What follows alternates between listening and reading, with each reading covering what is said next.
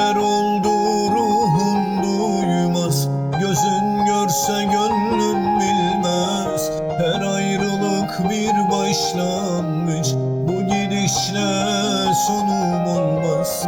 Neler oldu ruhun duymaz, gözün görse gönlün bilmez. Her ayrılık bir başlangıç, bu gidişle sonum olmaz ya.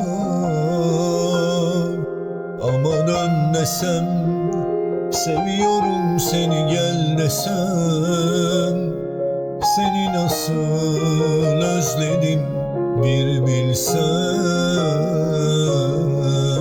Ama dön desem, seviyorum seni gel desem, seni nasıl özledim bir bilsen.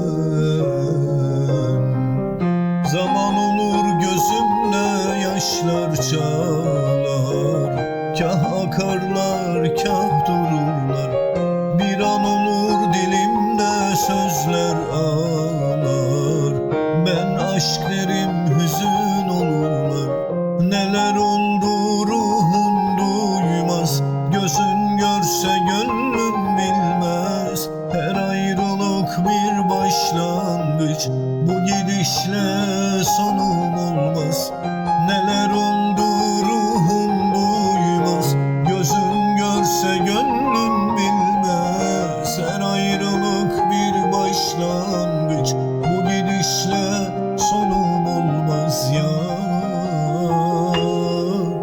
Ama dön desem, seviyorum seni gel desem, seni nasıl özledim bir bilsen.